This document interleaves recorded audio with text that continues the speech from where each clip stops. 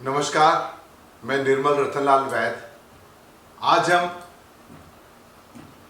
Doctor R.H. लता, जो शिक्षाविद हैं, MA, B.Ed, LLB की शिक्षा प्राप्त करने के बाद वनस्थली विश्वविद्यालय में प्राध्यापक के रूप में काम कर रहे, उसके बाद योग के प्रति आपका रुझान आपको एस व्यासा स्वामी विवेकानंद योग अनुसंधान संस्थान बेंगलुरु में ले आया और आपने 1995 में YIC योगा इंस्ट्रक्टर कोर्स किया और उसके बाद नियमित योगा में पूरा जीवन लगा दिया।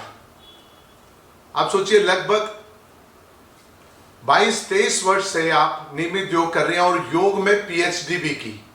आज हम डॉक्टर R.H. लता मेरी छोटी बहन है और मैं आपका स्वागत करता हूं सबसे पहले अपने चैनल में। और मैं ये जानना चाहता हूं कि कैसे आप इतनी शिक्षा प्राप्त करने के बाद योग के प्रति रुझान कैसे हुआ, उसके बारे में बताइए। बहुत अच्छा सवाल है। एक्चुअली जब मैं योग के बारे में तो इतना नहीं जानती थी, चूँकि घर में एक माहौल मिला था एक्सरसाइज वाला पिताजी से, तो एक्सरसाइज तो बहुत करते थे लेकिन योग का कुछ भी नहीं पता था, मतलब कहे शून्य। तो एक कहते हैं ना, कहीं का भी सहयोग बनता है। तो हमारे एक भाई थे, उन्होंने मुझे एस व्यासा के बारे में बताया और उन्होंने रिक्वेस्ट की कि कभी छुट्टियों में आप एक बार वहाँ जाके देखो। तो मैं वहाँ गई और देखा तो बहुत कुछ समझ में आया। तब मैंने वहाँ पर जाके कोर्स करना चाहा और उस समय मैं जॉब में थी, वनस्थली विद्यापीठ में भी जॉब में थी। और वो कोर्स करने के बाद जो मेरे अंदर परिवर्तन आए, उस परिवर्तन का परिणाम है कि बाद में मैं योग के क्षेत्र में आ गई। और योग में आपने PhD भी कर डाली? नहीं, PhD बहुत बाद में की है। जब भी योग के प्रति रुझान हुआ तो कुछ चीज़ें जो मेरे अंतर मन में चलती थी, मेरे ख्याल से वो सामान्यतः सभी महिलाओं के अंतर मन में चलती होंगी, जिनके जवाब उनके पास होते नहीं हैं। बहुत सारी समस्याएं होती हैं जिनका समाधान उनके पास होता नहीं है। और मैं तो जैसे पूरी समस्याओं से घिरी हुई थी। तो जब मैं योग के फील्ड में आई तो मैंने जब उन सब चीज़ों को, बातों को, उन साहित्य को पढ़ा, गीता को पढ़ा, पतंजलि योग सूत्र पढ़ा, तो ये सारी चीज़ों ने मेरे मन पे जो असर डाला, उससे मेरा जीवन सुधर गया। और जब सुधर गया तो मैंने सोचा अब तो मैं सबको भी सुधार सकती हूँ।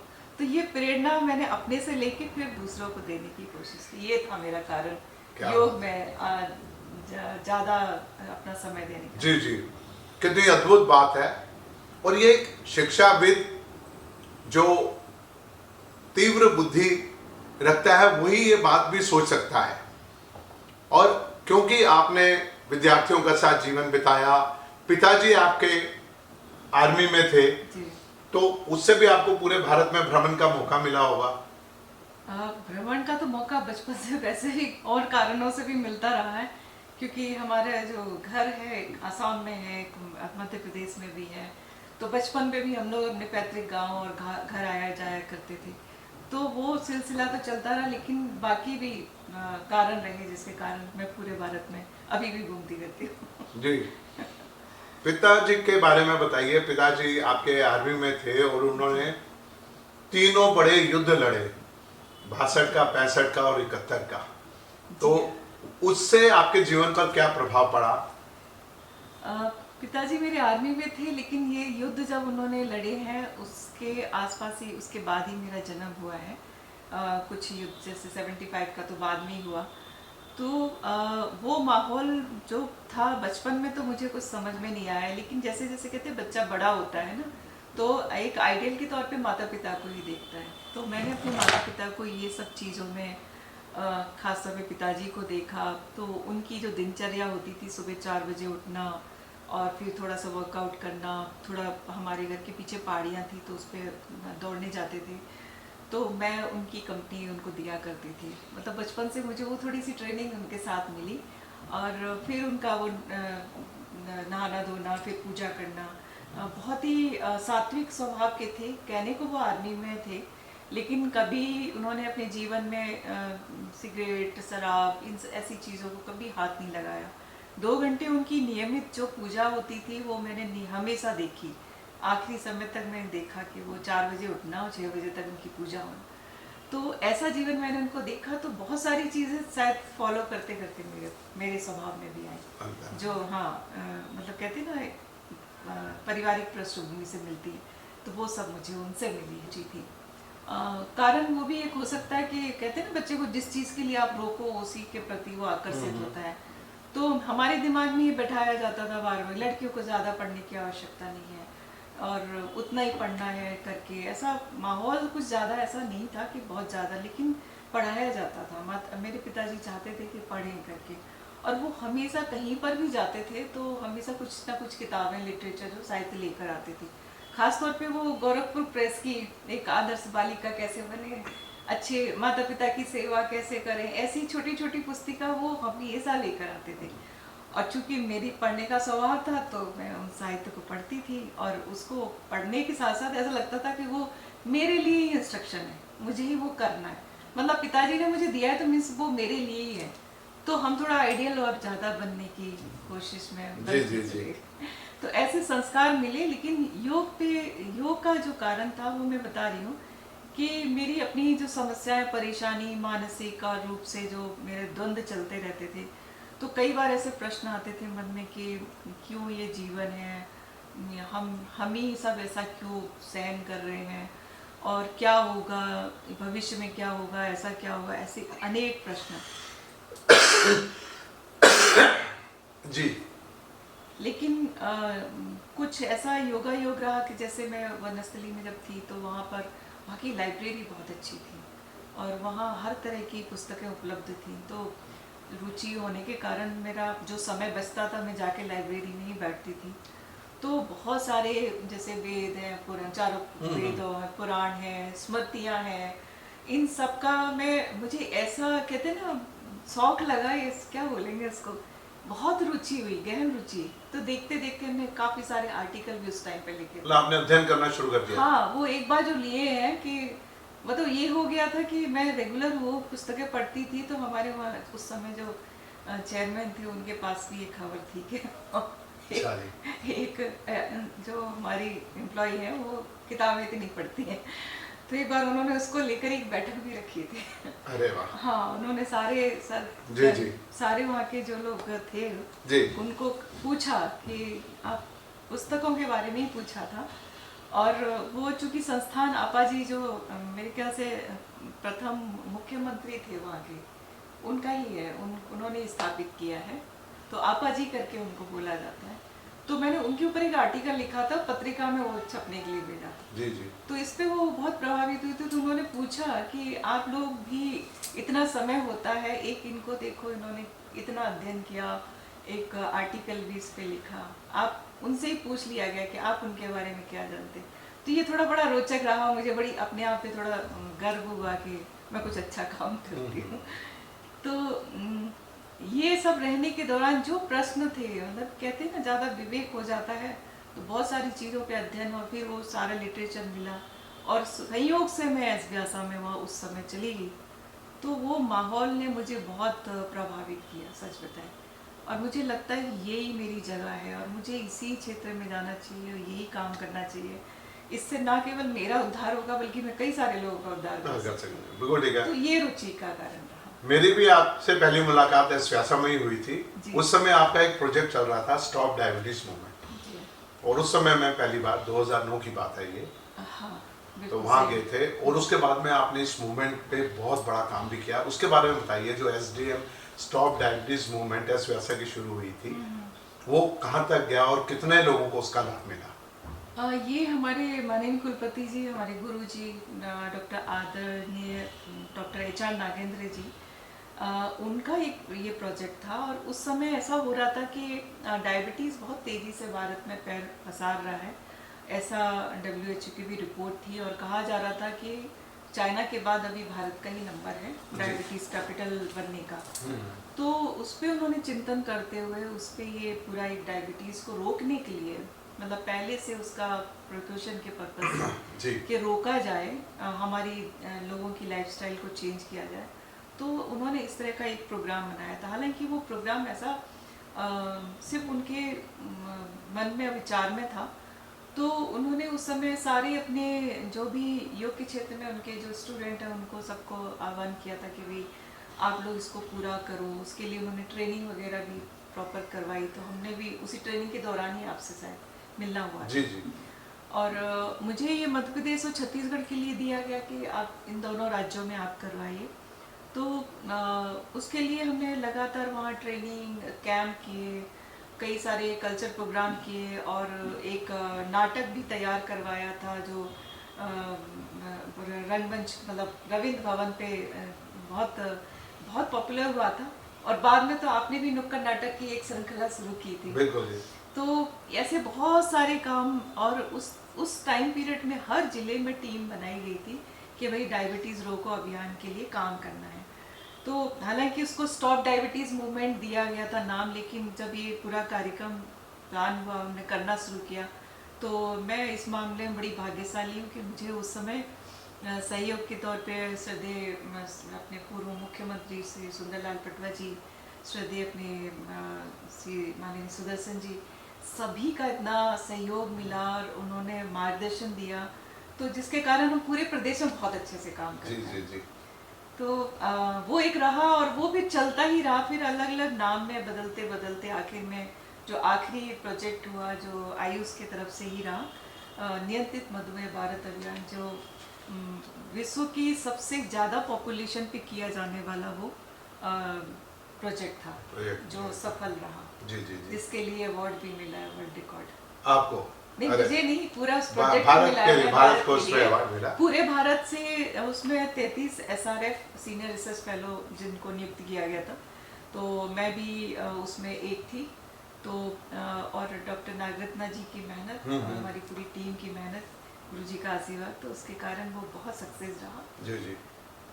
हमारा जो नुक्कड़ नाटक था छुपे रुस्तम द साइलेंट किलर्स, जी जी जी, तो वो भी बहुत पॉपुलर हुआ। जी। हमने भी पूरे भारत में, भारत की जेलों में, अलग अलग राज्यों में आपके साथ मुंबई में किया, महाराष्ट्र में किया, कई स्थानों पर किया, बिल्कुल, और वो बिल्कुल। अभी भी हम उसको लगातार कर रहे हैं जी जी जी। और बहुत ही इफेक्टिव है वो। अच्छा, इसके साथ साथ आपने ये शुरुआत करने के बाद मैं देखता हूँ, आप पहली बार मैंने देखा कि आपने महिलाएं योग में इतने समय से लगी हुई थी लेकिन उनको रिकॉग्नाइजेशन नहीं मिल रही थी, तो आपने पिछले वर्ष से ही एक योगिनी पुरस्कार भी आरंभ किया है। जी। पूरे देश की सभी राज्यों की महिलाओं को जोड़ा, महिलाओं की टीम बनाई है, उसके पीछे क्या कारण था? कारण वही है कि महिलाएं काम तो विशेष रूप, जैसे भी आप थोड़ी देर पहले उत्तराखंड की बता रहे थे कि वहाँ महिलाएं काम करती हैं, पुरुष आराम करते रहते हैं, तो ऐसा अलग अलग तरीके हैं, अलग अलग रूप है, लेकिन पूरे जगह ही यही दृश्य देखने को मिलता है कि महिलाएं हर काम में मतलब करती हैं और उनका कहीं पर भी श्रेय उनको नहीं मिल पाता उनके कामों को। जी। अन्य विभागों में भी देखा है, अन्य मतलब क्षेत्रों में भी देखा है कि काम तो वो बहुत करती हैं, लेकिन उनको एक जो मान सम्मान और एक पहचान उनको मिलनी चाहिए, उसके लिए उनको अपनी पहचान बनाने के लिए भी बहुत संघर्ष करना पड़ता है। तो मुझे ऐसा लगा कि योग के क्षेत्र में भी मैंने देखा कि ज़्यादातर महिलाएं हैं, और वो महिलाएं न केवल समाज को बल्कि अपने परिवार को भी अच्छा स्वस्थ बनाए हुए हैं, खुद भी अपना जीवन अच्छा से निभा रही हैं और दूसरे के लिए भी प्रेरणा स्रोत बनी है, लेकिन उनकी कोई पहचान कहीं पर भी नहीं है।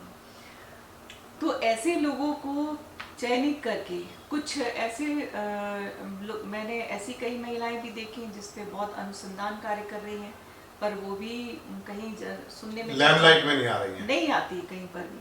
कई साधना में है जिनको ऐसे किसी को सिखाना नहीं है, लेकिन वो स्वयं की साधना कर रही हैं।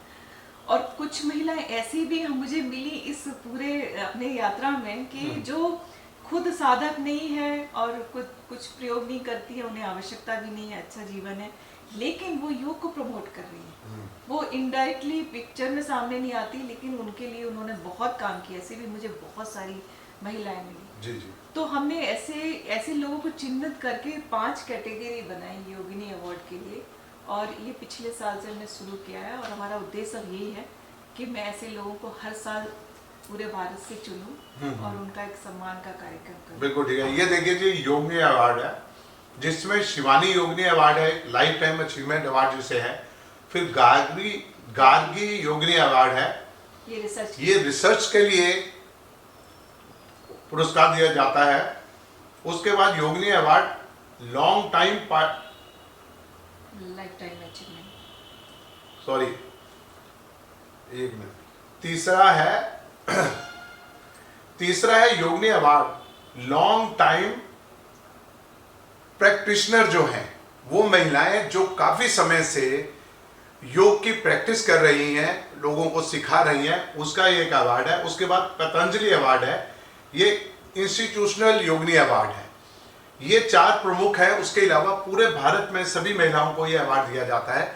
इस वर्ष भी दिसंबर के महीने में यह अवार्ड होना है और मैं अपने चैनल के माध्यम से ही सभी देश की उन महिलाओं को जो योग के साथ जुड़ी हुई हैं वो आप हमें लिखें, ताकि हमारे पास पूरे देश में जहां जहां योग के ऊपर महिलाएं काम कर रही हैं उनको हम सामने ला सकें।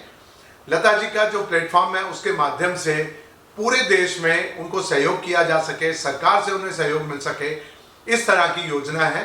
इसमें हमें आप सबका सहयोग चाहिए। आप देखते हैं आपकी एक मैगजीन भी है, व्यासा मधु योग, आप लेखिका हैं, आर्टिकल भेज सकते हैं इसमें। इसमें आप लिखें, आपका कहना है कि आप योग के ऊपर आप लिखते हैं तो हम आपको पूरा डिस्क्रिप्शन अपने चैनल में दे देंगे, जिससे आप अपने योग पर कुछ भी लिखते हैं, कुछ भी आपके यहाँ योग के ऊपर कार्यक्रम होते हैं, उन सबको यहाँ हमारे भेजिए लेख के रूप में, आपका जो इवेंट हो रहा है उसको, ताकि हम इसमें डाल सकें और अधिक से अधिक लोगों तक हम पहुंच सकें। आज आप क्या मानते हैं, आज मोदी जी के आने के बाद योग की स्थिति देश में आज कैसी है? मोदी जी के आने के बाद तो योग पूरा विश्व में छाया हुआ है और लोगों ने उसको जितना गंभीरता से उन्होंने विषय को रखा, उतने गंभीरता से लोगों ने उसको अडॉप्ट भी किया है। तो आज एक देखा जाए तो वो एक कॉम्पिटिटर की तरह से हो गया। स्वास्थ्य के क्षेत्र में लोग उसको बहुत अपने जीवन में अपना रहे हैं और बहुत विस्तार है उसका, और नए नए आयाम भी अब जुड़ गए हैं, नए नए तरीके जुड़ गए हैं। अभी उसको स्पोर्ट्स के क्षेत्र में भी खेलो इंडिया ने उसको विधिवत तरीके से उसमें ले लिया गया है। तो इसके लिए योगासन स्पोर्ट्स फेडरेशन भी बना दिया गया है। अब उसमें लाभ ये होगा कि जो विद्यार्थी उसमें कंपटीशन में जाएंगे, उनको कहीं पे भी अगर वो जॉब करते हैं, नौकरी है, उसमें भी उनको एक आरक्षण या उनको पॉइंट दिए जाएंगे। तो बहुत तरीके से इसका विस्तार हुआ है। योग अभी स्थापित हो गया, उसको एक इंडस्ट्री में भी शामिल कर लिया गया है। योग भारतीय सेना में भी कंपलसरी कर दिया गया है। बिल्कुल बिल्कुल। ये 2015 में जब शुरुआत हुई थी, उस समय मैं आईटीबीपी के एक कमांडो ट्रेनिंग कैंप में गया था, ट्रेनिंग दी थी उत्तरकाशी में। उससे पहले मुझे उनके जो प्रिंसिपल थे कमांडो ट्रेनिंग कैंप के, उन्होंने कहा था कि हमारे आर्मी में कहीं योग नहीं होता। आर्मी की सारी एक्सरसाइज जो अमेरिकन आर्मी एक्सरसाइज थी वो अडॉप्ट की थी भारतीय आर्मी ने। और उस बार से 2015 से जो एक 45 मिनट का एक प्रोग्राम बना था, वो उसके बाद से लगातार आर्मी, नेवी और एयरफोर्स इन सब के लिए कंपलसरी हो गया। नहीं, सभी अभी स्पोर्ट्स के लिए, पुलिस डिपार्टमेंट के लिए भी कंपलसरी किया गया है। और अब तो जो पायलट होते हैं उनके लिए भी कहा जा रहा है, क्योंकि कई सारी ऐसी घटनाएं आपने देखी कि जहाँ ये कहा गया कि उनका मेंटल लेवल ठीक नहीं था या वो स्ट्रेस में थे, तो स्ट्रेस के कारण कई सारी घटनाएं हुई हैं, तो वो भी उसमें भी शामिल। अभी योग के लिए ऐसा कुछ कोई क्षेत्र बचा नहीं है कि जहाँ पर उसका प्रयोग नहीं हो रहा है। विस्तार बहुत है और इसके कारण अभी थोड़ी सी उसमें समस्याएं भी आ रही हैं, तो आगे देखते हैं क्या होता है। जी, अभी हमारे देश में कॉर्पोरेट में स्पेशली जब से कॉल सेंटर आए हैं, बैठ के अधिक काम होता है, आप कंप्यूटर के सामने सारा दिन बैठे रहते हैं, तो उसके बाद स्ट्रेस लेवल बहुत बढ़ गया। रात रात भर जो काम करते हैं, स्पेशली जो हमारे बहुत सी कंपनीज हैं जो पूरे दिन, और अभी वर्क एट होम भी जो कोविड ने दिया, तो उससे स्ट्रेस बहुत बढ़ गई थी। तो उसमें योग का कितना योगदान इस समय हो रहा है? देखिए ये सिर्फ वहाँ के काम की वजह से नहीं है इतना, जितना कि वो सिटिंग पोस्चर जो होता है जी। वो व्यक्ति को परेशान करता है। आप उसको छोड़िए, आप दिन भर में अपने को ही देखे हैं कि अगर हम दिन भर अगर मोबाइल को ही लिए रहते हैं तो आप महसूस करेंगे कि कुछ टाइम बाद आपकी उंगलियों में दर्द महसूस होता है, कई बार आपको गर्दन में दर्द महसूस होता है, कभी बैक में दर्द होता है, बाजू में दर्द होता है। यस, हम लोग बहुत लंबे टाइम तक बिल्कुल कंसंट्रेट करते हैं उसी चीज़ पर, उस पर बैठे हुए हम अपनी बॉडी पोस्चर, अपनी स्थिति को बिल्कुल भी अपने को ज्ञान नहीं रहता। तो वो चीज़ कंटिन्यूस रहने के कारण कहीं ना कहीं एक बीमारी का या तकलीफ का एक उभर के आना होता है। तो चाहे वो गर्दन की दर्द में आ जाए या कुछ और कारण, चूँकि सिटिंग भी बहुत होती है तो पेट से संबंधित समस्याएं भी बहुत खड़ी हो जाती हैं। तो उस वही मैंने कहा कि योग में अभी बहुत सारे मॉडिफाई किया जा रहा है कि उसको वर्किंग आवर्स में किस तरीके से कराया जाए, क्योंकि एक प्रॉपर वे में तो करा नहीं सकते कि भाई आपने मैट बिछाया और बैठे हैं। तो उसमें भी छोटी छोटी एक्सरसाइज ये हम लोग शुरू से ही डॉक्टर नागेंद्र जी ने उस समय से ही कॉर्पोरेट सेक्टर के पर्पज से भी बहुत स्मैट, आपने नाम सुना होगा, स्ट्रेस मैनेजमेंट एक कोर्स होता था जिसको वो कराते थे उस समय 95 में भी कराते थे। तो वो कॉर्पोरेट सेक्टर के लिए बनाया गया था कि कैसे आप अपने वर्किंग आवर्स में अपने आप को स्ट्रेस फ्री कर सकते हो, अपने शरीर को अच्छा रख सकते हैं। तो उसके कारण क्या होता है कि वर्क कैपेसिटी जो होती है वर्कर्स की बढ़ जाती है, और नहीं तो 4 दिन बाद वो छुट्टी मांगेगा तो वो भी दिक्कत है। तो इसलिए आजकल हर कंपनी अपने यहाँ एक प्रोग्राम, एक प्रोजेक्ट लाके अपने लोगों को स्वास्थ्य के क्षेत्र में नियमित योगा करा रही है, और इसीलिए कॉर्पोरेट सेक्टर में ये बहुत प्रसिद्ध हो रहा है। आपके पास बहुत सारी जिम्मेदारियां आ गई थी योग के ऊपर, आप स्टेट लेवल पे भी देख रहे थे, कुछ ऑर्गेनाइजेशन में, आप नेशनल लेवल के जिम्मेदारी भी आपके ऊपर, अचानक आपने वो सारी क्यों छोड़ी?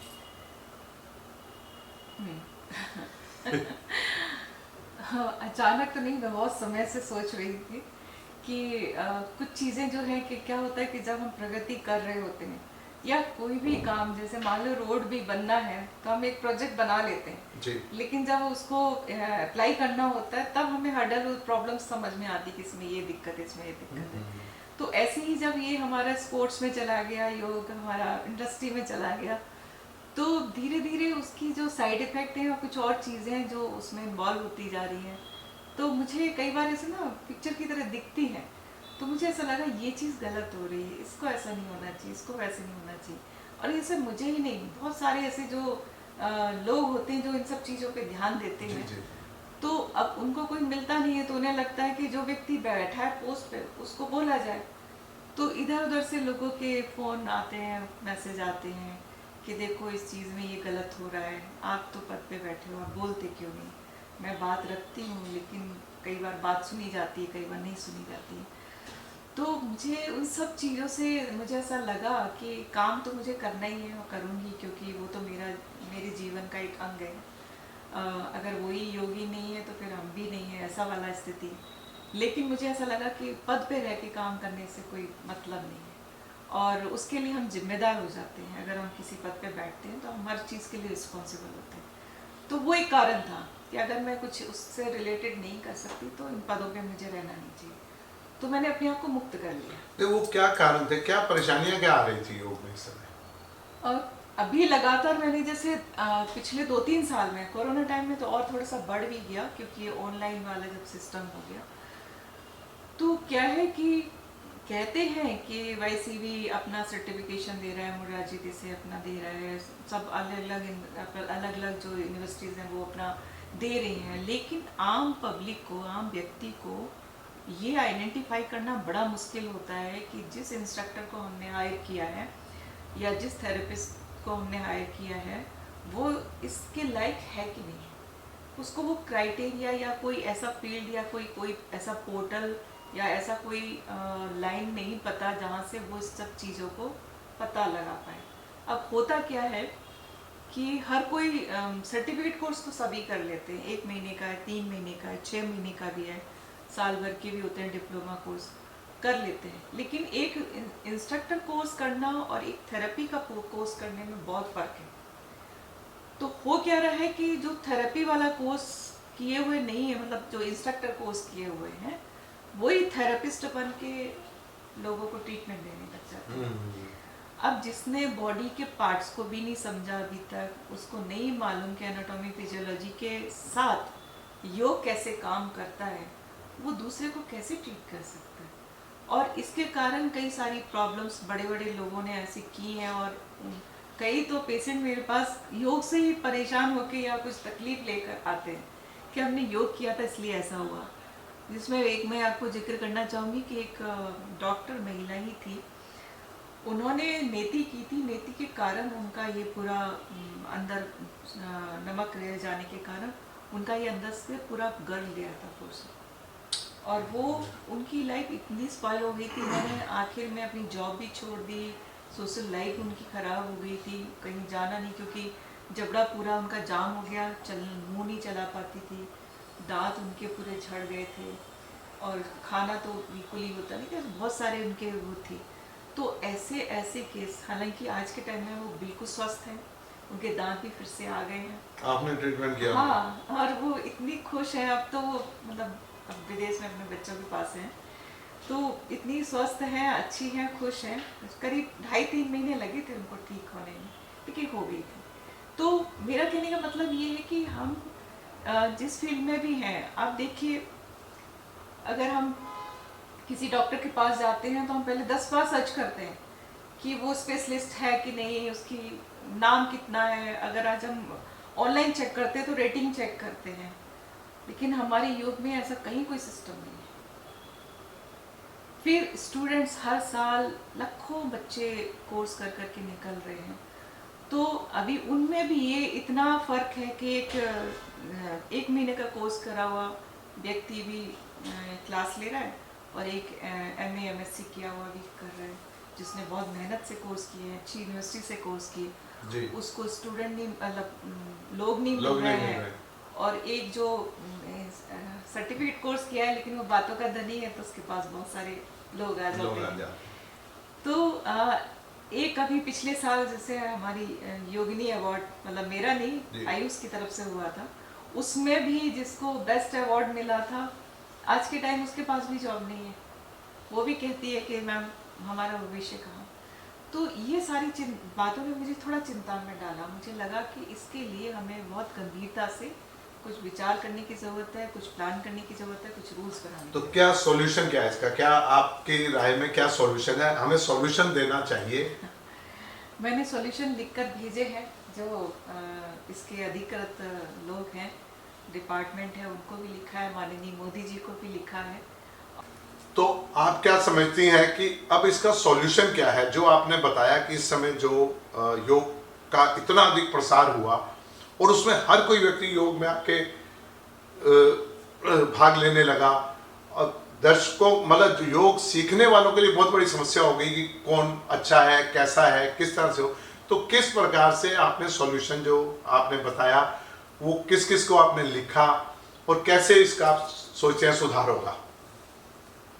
हाँ, जो सुधार मतलब जो होना चाहिए, एक मैंने उसके लिए सुझाव भेजे हैं अपने संबंधित विभागों को, और माननीय मोदी जी को भी मैंने पत्र लिखा है, जिसमें मैंने अपनी तरफ से जो सुझाव भेजे हैं कि उनको योग की अलग अलग, जब जैसे विधाएं हैं, अलग अलग क्षेत्र हैं, तो उनको एक कैटेगरी उनकी अगर निश्चित की जाए तो लोगों को समझने में आसानी हो जाएगी कि मान लीजिए किसी को कुछ सीखना है तो वो किससे संपर्क करे, किसी को थेरेपी लेनी है तो वो किससे संपर्क करे, मतलब कोई पोर्टल हो, उसकी थोड़ी पब्लिसिटी हो, तो ऐसी कोई व्यवस्था हो, ऐसा कुछ मार्किंग हो कि जिसके माध्यम से आम व्यक्ति आसानी से अपनी अप्रोच कर पाए। बीच में एक प्रयास किया था DST ने, साइंस एंड टेक्नोलॉजी डिपार्टमेंट ने, उन्होंने एक ऐप बनाया था, मेरे ख्याल से हो गया उसको भी 4-5 साल हो गए, लेकिन वो इतना पॉपुलर नहीं है, लोगों को पता ही नहीं है कि कौन कौन से ऐप हैं। तो ऐसे मेरा वो है कि पहले उनको कैटेगरी वाइज किया जाए और उसके बाद उनकी पब्लिसिटी की जाए। देखिए, योग ना कई तरह से लोग सीखते हैं। कुछ लोग स्वयं के लिए सीखते हैं, उन्हें ना सिखाना है ना कुछ करना है, उनको खुद स्वस्थ रहना है, इसके लिए, और सर्टिफिकेट तो उनके पास भी होता है। कुछ लोग ये होते हैं कि सिर्फ उनको प्रोफेशनल ही यूज़ करना है, तो उनका एक अलग व्यवस्था होनी चाहिए। कुछ लोग उसमें इंस्ट्रक्टर बन रहे हैं, कुछ लोग उसमें थेरेपिस्ट बन रहे हैं, कुछ लोग रिसर्च में जा रहे हैं, कुछ लोग पढ़ाने में जा रहे हैं, पढ़ने मतलब प्रोफेशनली मतलब लेक्चरर बन रहे हैं। या तो ऐसे उनकी अगर अलग अलग कैटेगरी बना दी जाए और उनके लिए अलग कोई पोर्टल हो, व्यवस्था हो, आयु विभाग करे, तो लोग आसानी से पहुंच पाए।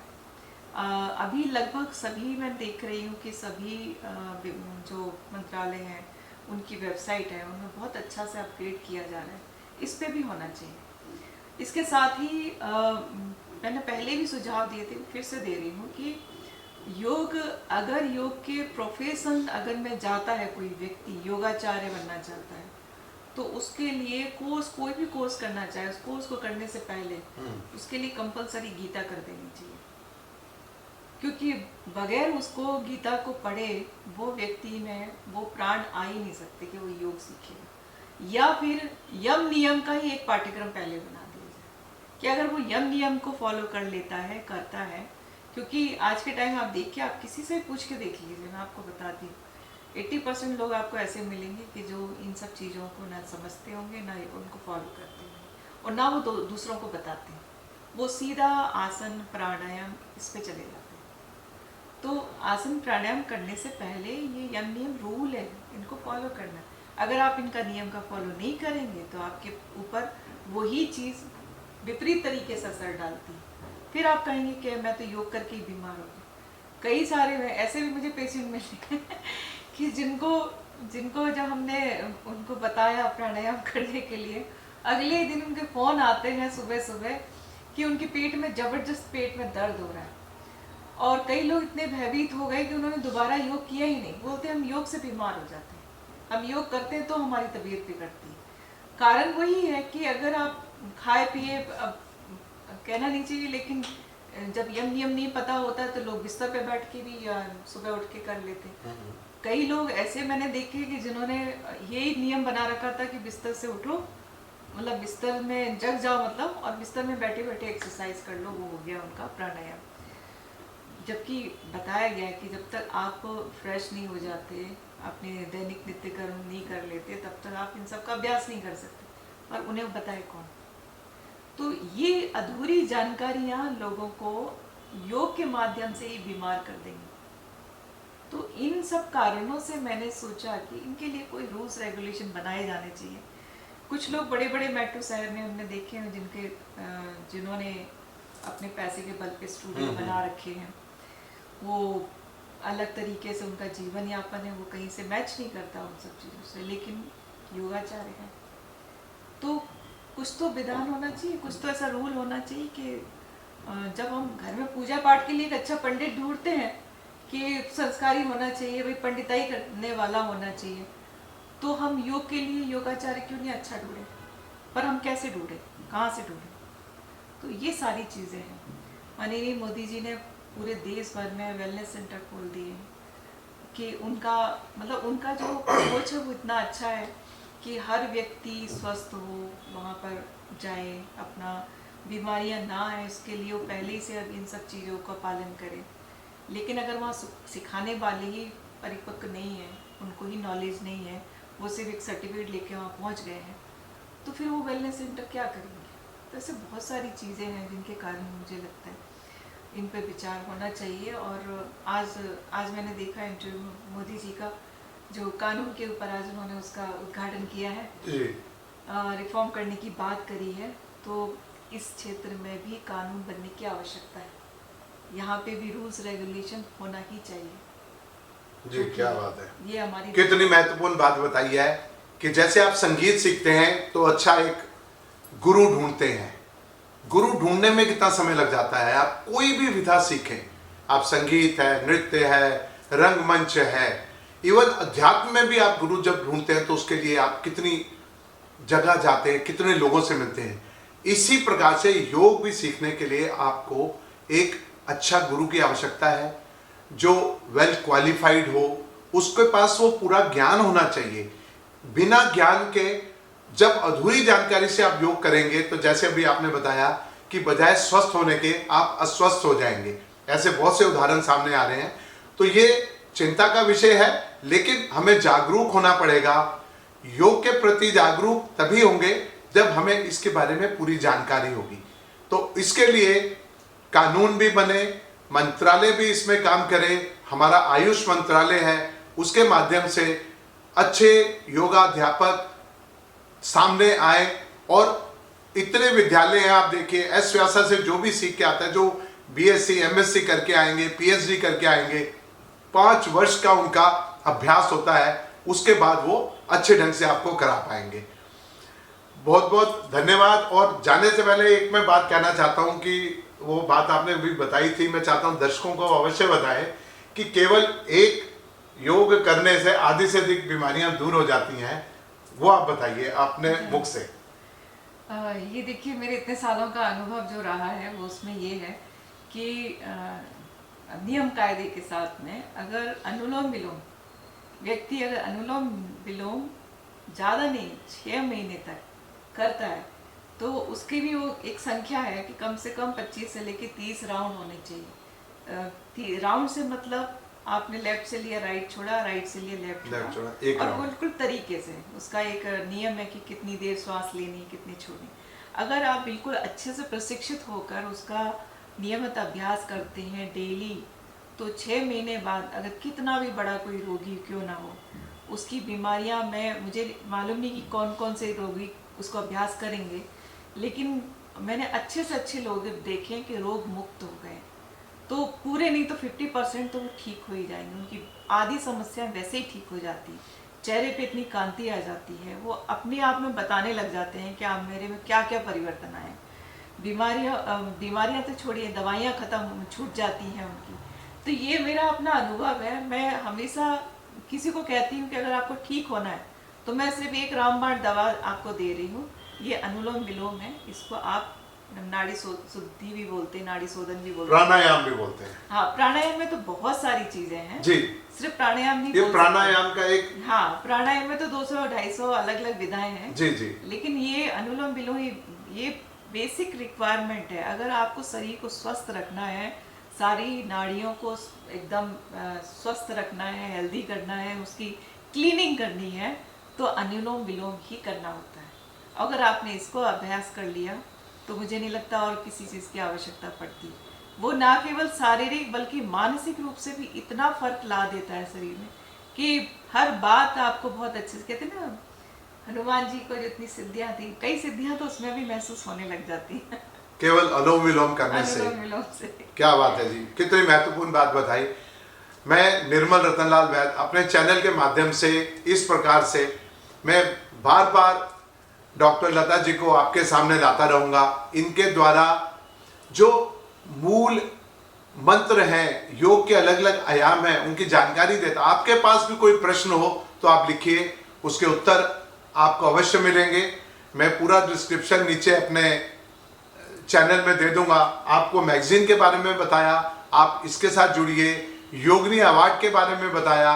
देश भर के लोग जहां जहां योग में जो महिलाएं आगे काम कर रही हैं वो सामने आए और इनके इस अभियान में सहयोगी बने, ताकि हम पूरे भारत को, पूरे विश्व को स्वस्थ बना सकें। बहुत बहुत धन्यवाद आपका, आपने समय दिया और हम योग के लिए मिलकर कुछ आगे करेंगे। बिल्कुल, जी।